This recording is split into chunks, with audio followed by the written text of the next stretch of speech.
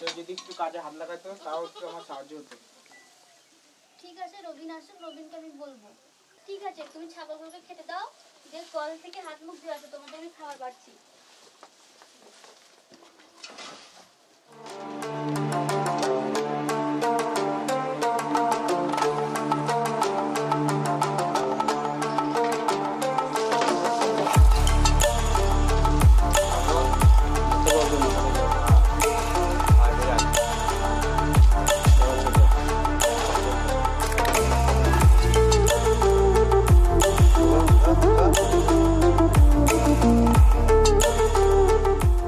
কই গো, খাবারটা দাও।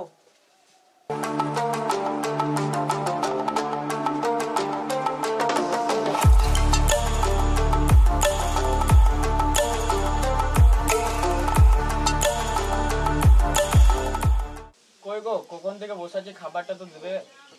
হ্যাঁ দিচ্ছি।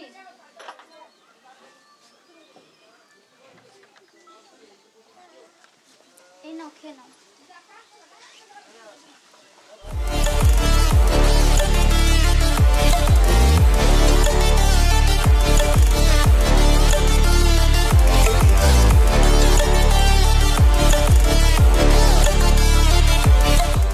জানো তো, সেই আমার বন্ধু হাবল, তার সঙ্গে মাঠে আস্তে আস্তে দেখা হলো। সে বলছিল তোমার ছেলে নাকি খুব বদমাশ করে বেড়াচ্ছিল, রাস্তা রাস্তায় ঘুরে বেড়াচ্ছে, কাজকর্ম করছে না। তা সে বলছিল তোমার ছেলের বিয়ে দিয়ে দেওয়া, দেখো সুধরে যাবে। তুমি হাবুকে কি বললাম? আমি আর কি বলবো, তাকে বললাম দেখ একটা মেয়ে তাহলে তোর হাতে থাকলে বিয়ে দিয়ে দেবো। আব্বা, আই বাবা, কিছু বলবি বস। তোমরা কি আমার এতে কোনো বিয়ের কথা আলোচনা করছিলা? হ্যাঁ রে বাপ, দেখুন যদি তো আমরা দুজন তোর বিয়ের আলোচনা তো করছিলাম।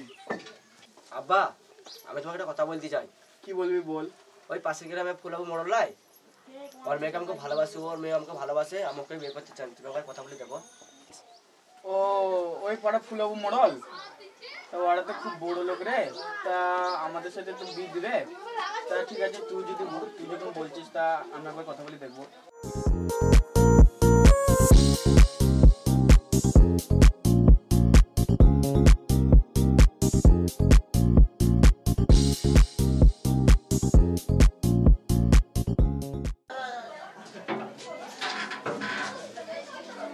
মডল বাবু, মডল বাবু, মডল বাবু, মডল বাবু, মডল বাবু বাড়িতে নাই? বাড়িতে আছে, বাগানে বসে আছে। ঠিক আছে।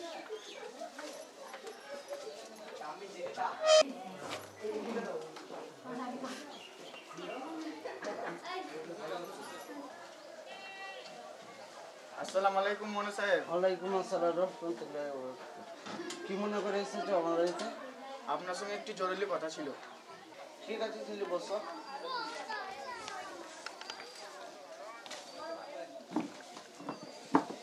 মনে সাহেব, কি ব্যাপার মিষ্টি? রাখুন না, তোমার সঙ্গে জরুরি কথা ছিল।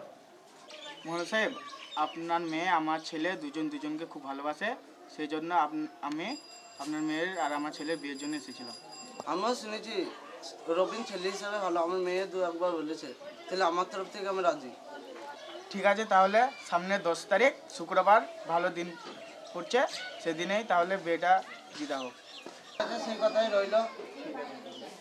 আসছি আজকে।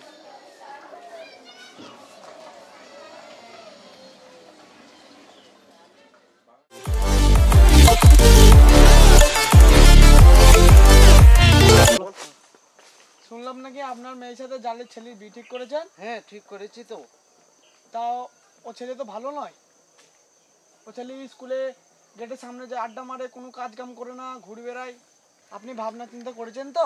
আমি পরীক্ষা করে দেখেছি, আমার তো জায়গা জমি কম নেই, আমি ঘর জামাই করে নেবো। সেটা আপনার ব্যাপার, আপনি দেখলেন গা।